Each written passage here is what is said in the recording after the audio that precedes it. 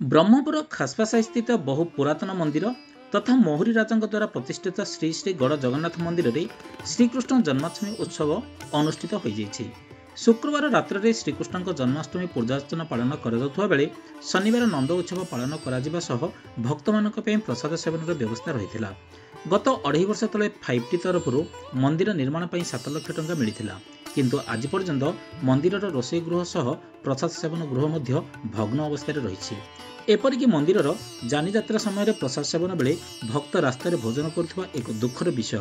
एणु उपरिस्थ अधिकारी को यह विषय अवगत कर कार्य आरंभ कर शेष करने अनुरोध कर मंदिर सदस्यगण।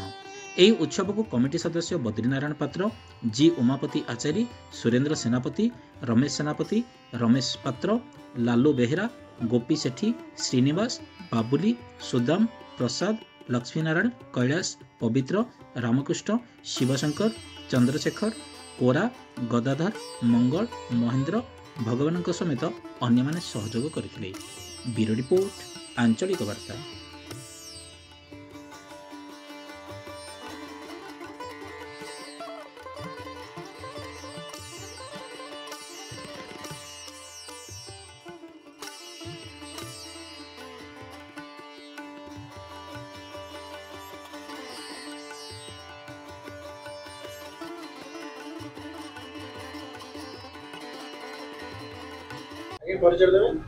जय जगन्नाथ। बद्रीनारायण नायक, जगन्नाथ मंदिर परिचालना कमिटी जन सदस्य।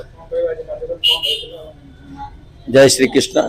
आज पवित्र जन्माष्टमी अवसर रे प्रत्येक वर्ष भली ए वर्ष मध्य जन्माष्टमी गतकाली रात्र समय पालन कराला, जोटा कि आमर जन्माष्टमी भगवान श्रीकृष्ण जन्म 11:57 पर अष्टमी थिला। तेणु आमर पूजा आरंभ है प्राय 10:30 समय सरला प्राय 12:30 है।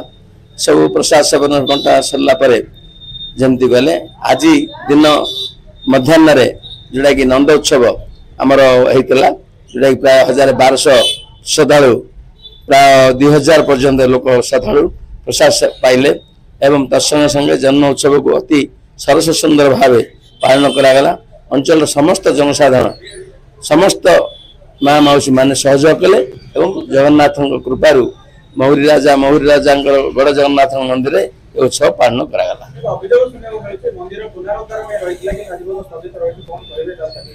बड़ दुखर कथा, गत सरकार समय 5T नाम ए मंदिर को 7 लाख टंका अनुदान देते, किंतु आज प्राय 3 वर्ष होगा, प्राय 2 वर्ष ऊर्ध है मंदिर पछपटे जोटा कि आमर रंधा घर माने रोषेई घर थिला एवं विभिन्न प्रकार जो आम ये भंडार घर थिला से सब को भांगी देले, किंतु आज पर्यंत तैयारी हो पारा नहीं।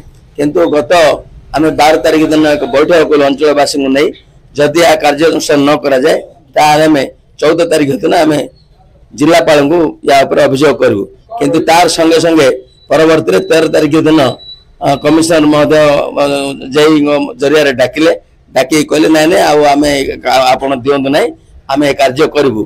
बर्तमान से व्यग्र अच्छा जे कार्य करने भगवान जगन्नाथ कृपारू ए कार्यटा हेले भगवान जो रंधा घर भंडार घर विभिन्न जो रोषेई घर विभिन्न एवं मंडप घर सबुजा भांगी रही आप देखिपारे।